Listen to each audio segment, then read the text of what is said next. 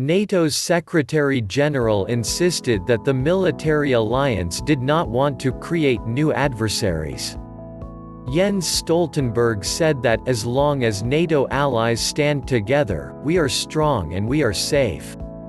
The South China Sea is an area that is subject to various territorial disputes between China and other nations who claim sovereignty to some or all of the islands in the region. London, NATO's Secretary-General said the alliance needs to address the challenges and opportunities posed by an increasingly powerful China, but added that his 29-member defense organization does not want to make an enemy out of Beijing. What we see is that the rising power of China is shifting the global balance of power, and the rises of China, the economic rise, the military rise, provides some opportunities but also some serious challenges. Jens Stoltenberg told CNBC's Hadley Gamble in London on Monday.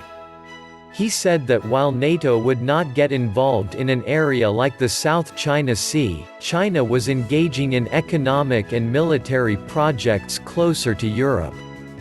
The South China Sea is an area that is subject to various territorial disputes between China and other nations who claim sovereignty to some or all of the islands in the region. There's no way that NATO will move into the South China Sea, but we have to address the fact that China is coming closer to us, investing heavily in infrastructure, Stoltenberg said. We see them in Africa, we see them in the Arctic, we see them in cyberspace, and China now has the second largest defense budget in the world.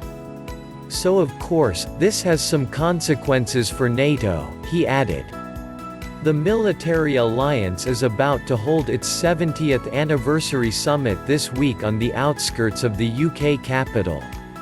After several decades of cordial relations with Russia following the collapse of the USSR in 1991, relations are now tense again with its old foe after its annexation of Crimea from Ukraine in 2014.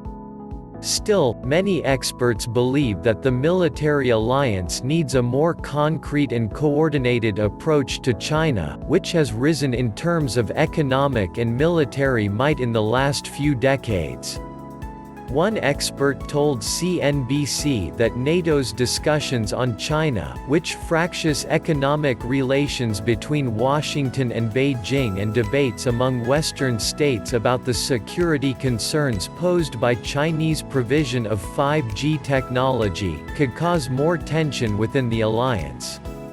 Though discussion on the implications for NATO of China's rise is important and welcome, it brings with it a risk of deepening rather than healing political divides. Sarah Rain, consulting senior fellow for geopolitics and strategy at the International Institute for Strategic Studies (IISS), told CNBC Friday. More than a few allies will quickly become uncomfortable with any public messaging that paints China only in terms of the challenge it poses, for example, to member state efforts to protect the resilience of their critical infrastructure.